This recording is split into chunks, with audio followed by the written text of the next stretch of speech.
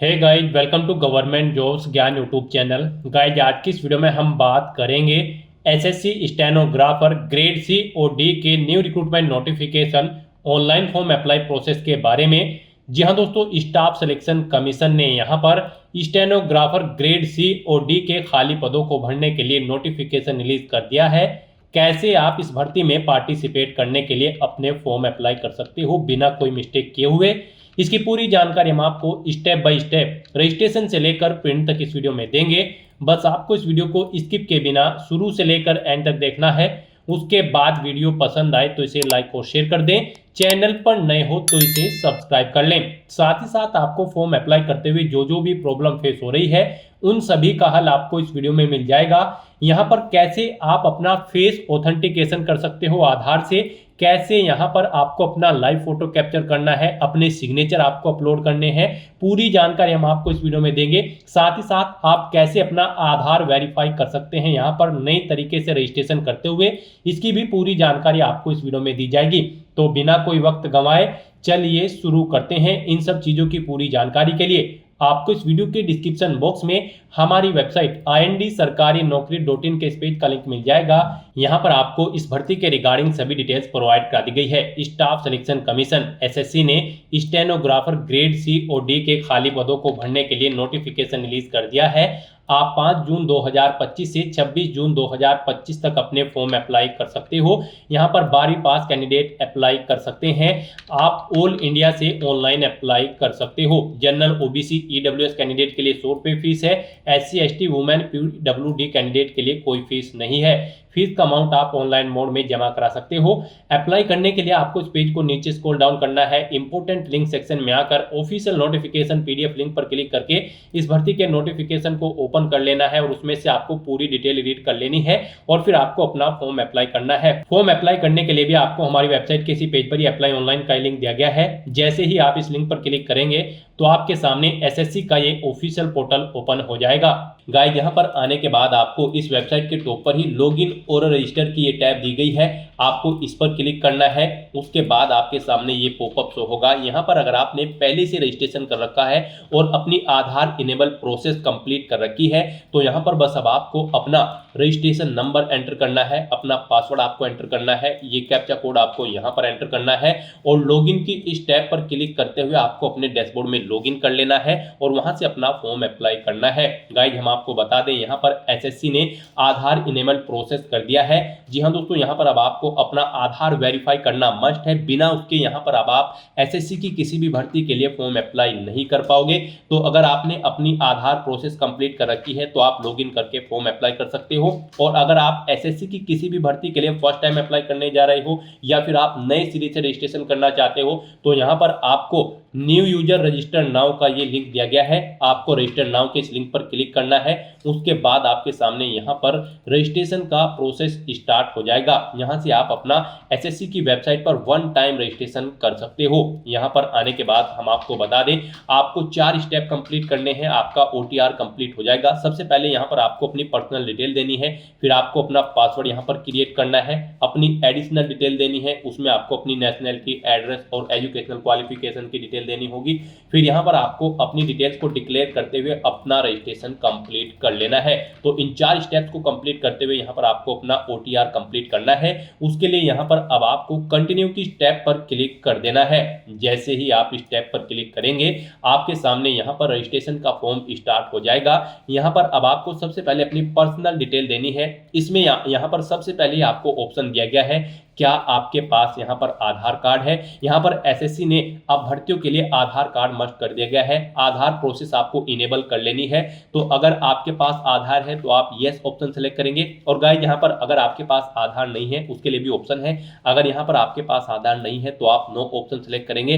फिर यहाँ पर आपको अपने कुछ डॉक्यूमेंट्स अपलोड करने होंगे। जैसे कि यहाँ पर आपको अपना नेम प्रूफ डॉक्यूमेंट अपलोड करना होगा। उसमें आपको अपना Aadhaar card, voter ID card, PAN card, driving licence, government ID card या फिर गवर्नमेंट सर्विस आइडेंटिटी कार्ड आपको अपलोड करना होगा या फिर आपका पेंशन कोई डॉक्यूमेंट पेंशन डॉक्यूमेंट भी आप अपलोड कर सकते हैं। आप चूज फाइल बटन पर क्लिक करें, फाइल को सिलेक्ट करें और इनमें से कोई भी डॉक्यूमेंट आप अपना अपलोड कर दें। उसके बाद यहाँ पर आपको अपना date of birth proof certificate upload करना है। इसमें आपका बर्थ सर्टिफिकेट हो सकता है, स्कूल लिविंग सर्टिफिकेट हो सकता है, certificate of date of issued by gazetted officer या फिर आधार कार्ड यहाँ पर आपको अपलोड करना है चूज फाइल के ऑप्शन पर क्लिक करते हुए। उसके बाद यहाँ पर आपको अपना एड्रेस प्रूफ अपलोड करना होगा। यहाँ पर ये डॉक्यूमेंट आपको उन केस में अपलोड करने हैं अगर आपके पास आधार नहीं है। एड्रेस प्रूफ में आपको अपना आधार कार्ड या फिर वोटर आईडी कार्ड या फिर ड्राइविंग लाइसेंस या फिर बैंक की स्टेटमेंट यहाँ पर आपको अपलोड कर देनी है, या फिर रेंट का एग्रीमेंट या फिर इनकम टैक्स असेसमेंट ऑर्डर यहाँ पर आप अपलोड कर सकते हैं चूज फाइल के इस बटन पर क्लिक करते हुए। उसके बाद यहाँ पर आपको अपना फोटो अपलोड करना है चूज फाइल के बटन पर क्लिक करते हुए।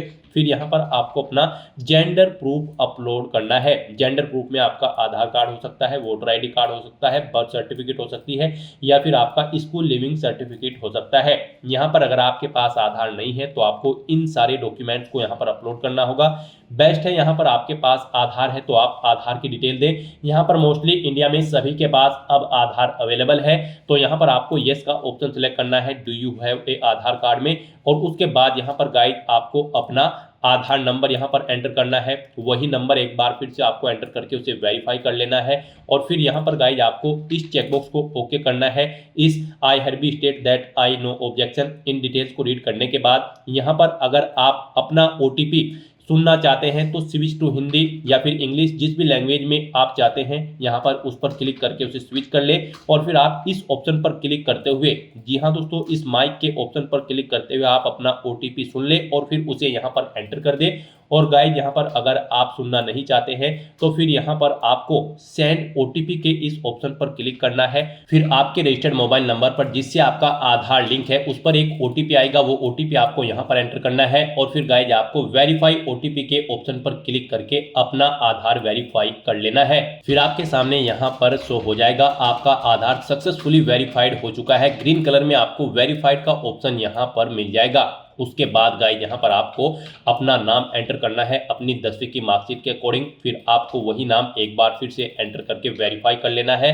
फिर आपसे पूछा गया है कि क्या आपने कभी अपना नाम चेंज किया है। अगर किया है तो आप यहाँ पर यस ऑप्शन सेलेक्ट करें और फिर वो चेंज नेम यहाँ पर आप एंटर करें। फिर उसे एक बार फिर से एंटर करके वेरीफाई कर ले। और अगर आपने अपना नाम कभी चेंज नहीं किया है तो यहाँ पर आपको नो ऑप्शन ही सिलेक्ट रहने देना है। उसके बाद यहाँ पर आपको अपना जेंडर सिलेक्ट करना है, आप मेल हो, फीमेल हो या फिर ट्रांसजेंडर, आप अपने अकॉर्डिंग ऑप्शन सेलेक्ट करें। दोबारा से अपना जेंडर सेलेक्ट करके उसे वेरीफाई कर लें। फिर यहाँ पर आपको अपनी डेट ऑफ बर्थ सेलेक्ट कर लेनी है इस कैलेंडर में से। यहाँ पर आपको अपनी ये डेट ऑफ बर्थ अपनी 10वीं की मार्कशीट के अकॉर्डिंग सेलेक्ट करनी है। वही डेट ऑफ बर्थ आपको एक बार फिर से सिलेक्ट कर लेनी है कैलेंडर में से वेरिफिकेशन के लिए। फिर यहाँ पर आपको अपने फादर का नाम एंटर करना है। उसके बाद यहाँ पर आपको अपने फादर का नाम एक बार फिर से एंटर करके उसे कंफर्म कर लेना है। फिर आप अपनी मदर का नाम एंटर करें, अपनी मदर का नाम एक बार फिर से एंटर करके उसे कंफर्म कर ले। आपके फादर और मदर का नेम भी आपकी 10वीं की मार्कशीट के अकॉर्डिंग होना चाहिए और इनके नाम से पहले मिस्टर, मिसिस, श्रीमती, लेट या फिर डॉक्टर नहीं लगाना है आपको। उसके बाद यहाँ पर आपको अपना 10वीं क्लास का एजुकेशन बोर्ड सेलेक्ट करना है, किस बोर्ड से आपने यहाँ पर अपनी 10वीं क्लास पास आउट की है। उसके बाद यहाँ पर आपको उसे दोबारा से सिलेक्ट करके कंफर्म कर लेना है जिस बोर्ड से आपने अपनी 10वीं क्लास यहाँ पर पास आउट की है। उसके बाद गाइस यहाँ पर आपको अपनी 10वीं क्लास का रोल नंबर देना है, एक बार फिर से उसे एंटर करके कंफर्म कर लेना है। फिर पासिंग ईयर आपको सिलेक्ट कर लेना है, किस ईयर में आपने अपनी 10वीं क्लास पास आउट की है। हाईएस्ट क्वालिफिकेशन क्या है आपकी, 10वीं, 12वीं, ग्रेजुएशन, पोस्ट ग्रेजुएशन, आप अपने अकॉर्डिंग यहाँ पर ऑप्शन सेलेक्ट करें। फिर यहाँ पर आप दोबारा से अपनी हायर क्वालिफिकेशन सेलेक्ट करें। उसके बाद यहाँ पर आपको अपना मोबाइल नंबर और ईमेल आईडी एंटर करनी है और इन्हें यहाँ पर आपको वेरीफाई कर लेना है। इनके सामने आपको सेंड OTP का ऑप्शन दिया गया है, आप सेंड OTP के ऑप्शन पर क्लिक करें। उसके बाद आपके रजिस्टर्ड मोबाइल नंबर और ईमेल आईडी पर OTP आएंगे, वो OTP आप यहाँ पर एंटर करके अपने मोबाइल नंबर और ईमेल आईडी को वेरीफाई कर लें और उसके बाद गाइस यहाँ पर आप सेव एंड नेक्स्ट के ऑप्शन पर क्लिक कर दें।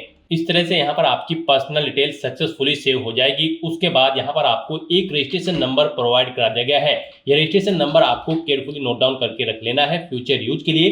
यह रजिस्ट्रेशन नंबर आपकी रजिस्टर्ड मोबाइल नंबर और ईमेल आईडी पर भी सबमिट कर दिया गया है, तो आप इसे केयरफुली नोट डाउन करके रखें फ्यूचर यूज के लिए। और यहाँ पर अब आपको कंटिन्यू के इस ऑप्शन पर क्लिक कर देना है। नेक्स्ट आपके सामने कुछ इस तरह से इंटरफेस ओपन होगा। अब यहाँ पर आपको जो रजिस्ट्रेशन नंबर मिला है वो रजिस्ट्रेशन नंबर आपको एंटर करना है उस रजिस्ट्रेशन नंबर के साथ साथ ही आपकी ईमेल आईडी और मोबाइल नंबर पर एक पासवर्ड भी आया होगा। वो पासवर्ड यहाँ पर आपको एंटर करना है। उसके बाद आपको ये कैप्चा कोड यहाँ पर एंटर करना है और फिर गाइस यहाँ पर आपको साइन इन के इस ऑप्शन पर क्लिक कर देना है। नेक्स्ट यहाँ पर आपको अपना पासवर्ड चेंज करना है। यहाँ पर अब आपको सबसे पहले अपना ओल्ड पासवर्ड एंटर करना है, वो वाला पासवर्ड जो आपके रजिस्टर्ड मोबाइल नंबर और ईमेल आईडी पर आया है आपके रजिस्ट्रेशन नंबर के साथ। और उसके बाद यहाँ पर आपको अपना नया पासवर्ड क्रिएट करना है। यहाँ पर इस पासवर्ड को क्रिएट करने के लिए आपको गाइडलाइन दी गई है। आपका पासवर्ड कम से कम 8 कैरेक्टर का होना चाहिए और ये अल्फा न्यूमेरिक फॉर्मेट में होना चाहिए। मींस आपके पासवर्ड में कम से कम एक अपर केस कैरेक्टर, एक लोअर केस कैरेक्टर, एक इंटीजर नंबर, एक स्पेशल कैरेक्टर जैसे कि @ या फिर डॉलर होना चाहिए। तो इस फॉर्मेट में यहाँ पर आपको अपना पासवर्ड क्रिएट करना है। वही पासवर्ड आपको कंफर्म पासवर्ड फील्ड में एंटर करना है। उसके बाद यहाँ पर आपको एक सिक्योरिटी क्वेश्चन सेलेक्ट करना है। यहाँ पर आप कोई भी सिक्योरिटी क्वेश्चन सेलेक्ट करें, उसका आंसर दें। फिर यहाँ पर आप दूसरा सिक्योरिटी क्वेश्चन सेलेक्ट करें और फिर उसका आंसर यहाँ पर आप दें। और उसके बाद गाइस यहाँ पर आप सेव एंड नेक्स्ट के इस ऑप्शन पर क्लिक कर दें। इस तरह से यहाँ पर आपका पासवर्ड चेंज हो जाएगा। फिर आपके सामने कुछ इस तरह से इंटरफेस ओपन होगा। अब यहाँ पर आपको दोबारा से अपना रजिस्ट्रेशन नंबर एंटर करना है, अपना पासवर्ड आपको एंटर करना है। नया पासवर्ड जो आपने चेंज किया है वो पासवर्ड यहाँ पर आपको एंटर करना है। ये कैप्चा कोड आपको यहाँ पर एंटर करना है और उसके बाद गाइज आपको लॉगिन के इस ऑप्शन पर क्लिक कर देना है। लॉगिन करने के बाद अब यहाँ पर आपको अपनी एडिशनल डिटेल्स प्रोवाइड करानी है। सबसे पहले यहाँ पर आपको अपनी कैटेगरी सिलेक्ट कर लेनी है, किस कैटेगरी से आप बिलोंग करते हैं। फिर यहाँ पर आपको अपनी कैटेगरी दोबारा से सिलेक्ट करके उसे वेरीफाई कर लेना है। फिर आपको अपनी नेशनलिटी यहाँ पर सिलेक्ट कर लेनी है। यहाँ पर सिटीजन ऑफ इंडिया अगर आप इंडिया से हैं। उसके बाद अगर आप नेपाल, भूटान या फिर टाइबेटियन हैं तो यहाँ पर आप अपने अकॉर्डिंग ऑप्शन सेलेक्ट करें। यहाँ पर अगर आप अदर कंट्री से हैं तो फिर यहाँ पर आपको अपनी नेशनलिटी की डिटेल देनी है। और अगर आप इंडिया से हैं तो यहाँ पर आप इंडिया सेलेक्ट करें, फिर आपको ये डिटेल नहीं देनी है। उसके बाद यहाँ पर आपसे पूछा गया है कि क्या आपकी बॉडी पर कहीं कोई कट या तिल का निशान है, तो उस पैलेस का नाम यहाँ पर आप एंटर करें। नहीं है तो यहाँ पर आप नो मार्क एंटर कर दें। उसके बाद आपसे पूछा गया है कि क्या आप PWBD कैंडिडेट हैं। अगर हैं तो यहाँ पर आप येस ऑप्शन सेलेक्ट करें और फिर अपनी डिसेबिलिटी का टाइप सेलेक्ट करें और फिर यहाँ पर आपको अपना डिसेबिलिटी सर्टिफिकेट नंबर देना होगा अगर आप PWBD कैंडिडेट हैं। और अगर नहीं है तो यहाँ पर आप नो ऑप्शन सेलेक्ट करें, आगे की डिटेल आपको डिसेबल कर दी जाएगी। उसके बाद यहाँ पर आपको अपना परमानेंट एड्रेस एंटर करना है। फिर यहाँ पर आपको अपना परजेंट एड्रेस एंटर करना है। और अगर आपका परजेंट एड्रेस आपके परमानेंट एड्रेस के अकॉर्डिंग सेम है तो यहाँ पर आप येस के इस ऑप्शन पर क्लिक करेंगे, ऑटोमेटिकली आपका परजेंट एड्रेस आपके परमानेंट एड्रेस के अकॉर्डिंग फिल हो जाएगा। उसके बाद यहाँ पर गाइज आपको सेव एंड नेक्स्ट के इस ऑप्शन पर क्लिक कर देना है। आपकी एडिशनल डिटेल सक्सेसफुली सेव करने के बाद आपको डिक्लेरेशन सेक्शन में रिडायरेक्ट कर दिया जाएगा। यहाँ पर आने के बाद आप अपने रजिस्ट्रेशन फॉर्म का प्रीव्यू भी चेकआउट कर सकते हो। आप प्रीव्यू OTR के ऑप्शन पर क्लिक करें और अपने रजिस्ट्रेशन फॉर्म का प्रीव्यू चेकआउट कर लें और उसका प्रिंट आउट भी आप ले सकते हो। और फिर यहाँ पर अब गाइज आपको आई एग्री के चेकबॉक्स को ओके करना है और उसके बाद आपको डिक्लेयर के ऑप्शन पर क्लिक कर देना है। इस तरह से यहाँ पर आपका SSC one time registration successfully complete हो चुका है। आपको आपके डैशबोर्ड में डायरेक्ट कर दिया गया है। गाइस यहाँ पर आपको आपके डैशबोर्ड में लाइव एग्जामिनेशंस के सेक्शन में SSC स्टेनोग्राफर ग्रेड C और D का ये सेक्शन मिल जाएगा। यहाँ पर आने के बाद आपको अप्लाई के इस टैब पर क्लिक करना है।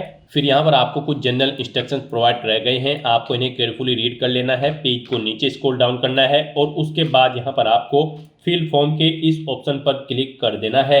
नेक्स्ट आपके सामने कुछ इस तरह से इंटरफेस शो होगा। यहाँ पर आपको आपकी पर्सनल डिटेल शो कर दी गई है। ये नॉन एडिटेबल है, आप इसे एडिट नहीं कर सकते हो। ये डिटेल आपके रजिस्ट्रेशन से फैच कर ली गई है। रजिस्ट्रेशन टाइम पे आपने जो अपनी पर्सनल डिटेल प्रोवाइड कराई थी उसे यहाँ पर आपको शो कर दिया गया है। आपको सभी डिटेल्स चेक करनी है, पेज को नीचे स्क्रॉल डाउन करना है और नेक्स्ट के इस ऑप्शन पर क्लिक कर देना है। नेक्स्ट यहाँ पर आपको अपनी एडिशनल इन्फॉर्मेशन देनी है। यहाँ पर आपसे पूछा गया है कि क्या आप EX सर्विसमैन हैं या फिर आर्म फोर्स में आप सर्विस करते हैं। अगर करते हैं तो आप यहाँ पर येस ऑप्शन सेलेक्ट करें और फिर उसकी डिटेल दें, जैसे कि यहाँ पर आपको ज्वाइनिंग डेट देनी होगी आर्म फोर्सेस की। और उसके बाद यहाँ पर अगर आप जॉब छोड़ चुके हैं, डिस्चार्ज डेट यहाँ पर आपको देनी होगी, कब आपने डेट छोड़ी, जॉब छोड़ी है। लेंथ ऑफ सर्विस आपकी इन डेट के अकॉर्डिंग कैलकुलेट करके आपको शो कर दी जाएगी। और यहाँ पर इस तरह से आपको अपनी डिटेल देनी है। डेट ऑफ ज्वाइनिंग देनी है सिविल पोस्ट की, अगर आप सिविल पोस्ट पर कार्यरत थे। और अगर आप ईएक्स सर्विसमैन नहीं है, आपको यहाँ पर नो ऑप्शन सेलेक्ट करना है, आगे की डिटेल नहीं देनी है। फिर आपसे पूछा गया कि क्या आप गवर्नमेंट एम्प्लॉय है, सेंट्रल गवर्नमेंट या फिर स्टेट गवर्नमेंट के, अगर है तो यहाँ पर आप येस ऑप्शन सेलेक्ट करें। और फिर आप नेम ऑफ द मिनिस्ट्री या फिर डिपार्टमेंट या ऑर्गेनाइजेशन दे जहाँ पर आप कार्यरत थे। और अगर आप गवर्नमेंट एम्प्लॉय नहीं है तो यहाँ पर आपको नो ऑप्शन सेलेक्ट करना है। इस तरह से अपनी एडिशनल इन्फॉर्मेशन प्रोवाइड कराने के बाद फिर आपको यहाँ पर गाइड सेव एंड नेक्स्ट के इस ऑप्शन पर क्लिक कर देना है। नेक्स्ट यहाँ पर आपको अपने एग्जाम सेंटर सेलेक्ट करने हैं। यहाँ पर आपको 3 चॉइसेस दी गई हैं, आप अपनी चॉइस के अकॉर्डिंग यहाँ पर 3 एग्जाम सेंटर सेलेक्ट करें। जिसे आप फर्स्ट नंबर पर प्रेफरेंस देना चाहते हैं उसे यहाँ पर आप फर्स्ट नंबर पर सेलेक्ट करें, जिसे सेकंड और थर्ड पर रखना चाहते हैं उसे यहाँ पर आप सेकंड और थर्ड पर सेलेक्ट कर ले। फिर यहाँ पर आपसे पूछा गया है कि क्या आप person with benchmark disability candidate है और आपकी डिसेबिलिटी 40% से अबव है। यहाँ पर ये ऑप्शन आपके सामने डिसेबल कर दी जाएंगे अगर आपने रजिस्ट्रेशन टाइम पर पीडब्ल्यूडी कैंडिडेट में नो ऑप्शन सेलेक्ट किया होगा। यहाँ पर आपको ये ऑप्शन डिसेबल्ड कर दी जाएंगे, आप इनमें सेलेक्ट नहीं कर पाओगे। और अगर आप बेंचमार्क डिसेबिलिटी कैंडिडेट हैं और आपने रजिस्ट्रेशन टाइम पर येस ऑप्शन सेलेक्ट किया था तो फिर आपके सामने ये ऑप्शन यहाँ पर इनेबल कर दिए जाएंगे। फिर यहाँ पर आपसे फिजिकल लिमिटेशन के बारे में पूछा गया है, इसके बारे में आप पारा 9.2 और 9.3 से रीड कर सकते हो। अगर हैं तो आप येस करेंगे और फिर यहाँ पर आप अपना सर्टिफिकेट अपलोड करेंगे फिजिकल लिमिटेशन का, नहीं है तो आप नो ऑप्शन सेलेक्ट करेंगे। उसके बाद यहाँ पर अगर आपको स्क्राइब की जरूरत है, ये भी ऑप्शन आपके सामने इनेबल या डिसेबल होगा। जब आपने यहाँ पर रजिस्ट्रेशन टाइम पर डिटेल दी थी वहां पर आपसे पूछा गया था कि क्या आपको स्क्राइब की जरूरत है, अगर वहां पर आपने नो ऑप्शन सेलेक्ट किया होगा तो यहाँ पर आपको ये ऑप्शन डिसेबल कर दिया जाएगा। येस किया होगा तो फिर यहाँ पर आपको येस ऑप्शन सेलेक्ट करने का ऑप्शन मिल जाएगा। इस तरह से अपने डिटेल यहाँ पर फिल करने के बाद फिर आपको सेव एंड नेक्स्ट के इस ऑप्शन पर क्लिक कर देना है। नेक्स्ट यहाँ पर आपको अपनी पोस्ट की डिटेल प्रोवाइड करानी है। यहाँ पर आपको रीजन सेलेक्ट करना है, जिस रीजन में आप पोस्ट के लिए अप्लाई करना चाहते हैं। उसके बाद यहाँ पर आपको पोस्ट कोड सेलेक्ट करना है, जिस पोस्ट के लिए आप अप्लाई करना चाहते हैं। फिर यहाँ पर आपको आपकी पोस्ट का नाम आपके इस पोस्ट कोड के अकॉर्डिंग शो कर दिया जाएगा।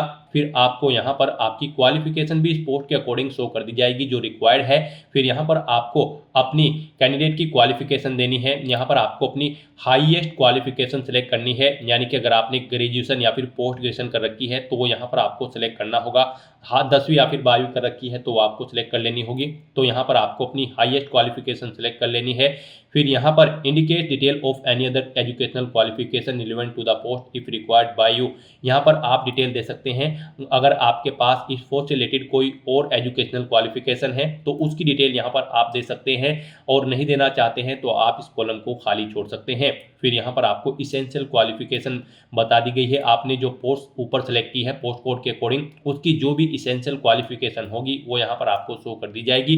फिर यहाँ पर आपसे पूछा गया है कि यहाँ पर आपको read the above post related requirement, आपने जो ऊपर पोस्ट सेलेक्ट की है उसके लिए जो रिक्वायरमेंट्स है आप उसे फुलफिल करते हैं, यानी कि आप उसको कंप्लीट करते हैं तो आपको चेकबॉक्स को ओके कर देना है, यानी कि ये क्वालिफिकेशन आपके पास है। फिर यहाँ पर आपसे पूछा गया है कि क्या आपके पास रिक्वायर्ड इसेंशियल क्वालिफिकेशन है जिस पोस्ट के लिए आप अप्लाई करने जा रहे हो, तो यहाँ पर आपको येस ऑप्शन सेलेक्ट करना है। फिर यहाँ पर आपसे पूछा गया कि क्या आपको रिक्वायर्ड एक्सपीरियंस भी है, अगर उस पोस्ट पर अप्लाई करने के लिए एक्सपीरियंस रिक्वायर्ड है तो क्या आपको वो एक्सपीरियंस है, तो यहाँ पर भी आपको येस ऑप्शन सेलेक्ट करना होगा अगर उस पोस्ट के लिए एक्सपीरियंस रिक्वायर्ड है। और फिर आपको अपने एक्सपीरियंस की डिटेल देनी होगी, जैसे कि किस ऑर्गेनाइजेशन में आप कार्यरत थे, अपनी डेजिग्नेशन दे, किस पोस्ट पर आप कार्यरत थे, नेचर ऑफ ड्यूटी यहाँ पर दे, डेट सेलेक्ट करें कब से कब तक आप यहाँ पर कार्यरत थे, और इस तरह से यहाँ पर आप अपने एक्सपीरियंस की डिटेल प्रोवाइड करा दें। और अगर आप एक से ज़्यादा जगह कार्यरत थे तो आप ऐड मोर के ऑप्शन पर क्लिक करें, सेम ऐसी ही एक और कॉलम की रो यहाँ पर आपके सामने ऐड हो जाएगी, उसमें आप अपने एक्सपीरियंस की डिटेल प्रोवाइड करा दें। और अगर ऊपर दी गई पोस्ट के लिए एक्सपीरियंस रिक्वायर्ड नहीं है तो फिर यहाँ पर आपको नॉट एप्लीकेबल का ऑप्शन सेलेक्ट कर लेना है। फिर यहाँ पर आपसे पूछा गया है कि क्या आप एज में रिलैक्सेशन चाहते हैं, अगर चाहते हैं तो आप यस ऑप्शन सेलेक्ट करें और फिर यहाँ पर आप अपना रिलेक्शन कोड सेलेक्ट कर लें, और नहीं चाहते हैं तो यहाँ पर आपको नो ऑप्शन सेलेक्ट कर लेना है। इस तरह से अपनी पोस्ट से रिलेटेड डिटेल प्रोवाइड करने के बाद फिर गाइस यहाँ पर आपको सेव एंड नेक्स्ट के इस ऑप्शन पर क्लिक कर देना है। नेक्स्ट यहाँ पर आपको अपना फोटो और सिग्नेचर अपलोड करने हैं। उससे पहले यहाँ पर आपको अपना फेस ऑथेंटिकेशन कंप्लीट करना है। यहाँ पर आपको अपने मोबाइल के प्ले स्टोर में जाना है और माई एसएससी टाइप करना है और एसएससी की इस एप्लीकेशन को अपने मोबाइल में स्टोर कर लेना है, या फिर आप डायरेक्टली इस क्यूआर कोड को स्कैन करके अपने मोबाइल फोन से ये एप्लीकेशन अपने मोबाइल में डाउनलोड कर ले। फिर यहाँ पर आपको उसके डैशबोर्ड में जाना है। डैशबोर्ड में जाने के लिए आपको अपना एसएससी का यूजर आईडी और पासवर्ड एंटर करते हुए डैशबोर्ड में जाना है। फिर आपको go to my application section में जाना है। फिर आपको कंटिन्यू बटन पर क्लिक करना है। फिर यहाँ पर आपको आधार ऑथेंटिकेशन वेरिफिकेशन के पेज पर जाना है। नेक्स्ट ऑप्शन पर क्लिक करते हुए और फिर यहाँ पर आपको अपना फेस ऑथेंटिकेट कर लेना है। आपको यहाँ पर आधार फेस आरडी एप्लीकेशन भी डाउनलोड करनी होगी अपने मोबाइल फोन में और वहां से आपको अपना फेस ऑथेंटिकेट कर लेना है, यानी कि यहाँ पर उसी कैंडिडेट का फेस कैप्चर होगा जिसका आधार होगा। इस तरह से यहाँ पर आपको अपना फेस ऑथेंटिकेट कर लेना है और उसके बाद यहाँ पर आपको अपना लाइव फोटो कैप्चर करना है। ये आप अपने उसी एप्लीकेशन के थ्रू भी कैप्चर कर सकते हैं या फिर आप अपने कंप्यूटर से अपने वेब कैमरा के थ्रू आप अपना लाइव फोटो कैप्चर कर सकते हैं। आपको वहाँ पर एप्लीकेशन में भी ऑप्शन मिल जाएगा, आप उसी एप्लीकेशन के थ्रू भी आप अपना लाइव फोटो यहाँ पर कैप्चर कर सकते हैं माई एसएससी की एप्लीकेशन के थ्रू। यहाँ पर लाइव फोटो कैप्चर करते समय आपको कुछ चीज़ों का ध्यान रखना है। जहाँ पर आप अपना लाइव फोटो कैप्चर करेंगे वहाँ पर प्रॉपर वे में लाइट होनी चाहिए और प्लेन बैकग्राउंड आपका होना चाहिए। फोटो कैप्चर करते समय आपकी आंखें कैमरा की तरफ होनी चाहिए, बिल्कुल सीधा आपको देखना है। और यहाँ पर जब आप अपना फोटो कैप्चर करेंगे तो रेड कलर के रेक्टेंगल एरिया में आपका फेस बिल्कुल बीचों बीच होना चाहिए। और आप फोटो कैप्चर करते समय अपने सर पर कोई टोपी या फिर मास्क या फिर आंखों पर चश्मा नहीं पहनेंगे और यहाँ पर आप अपने ईयरफोन भी नहीं लगाएंगे अपने कानों पर या अन्य डिवाइस जब आप अपना फोटो कैप्चर करेंगे, अदरवाइज यहाँ पर आपका फोटो रिजेक्ट कर दिया जाएगा और आपका फॉर्म भी रिजेक्ट हो सकता है।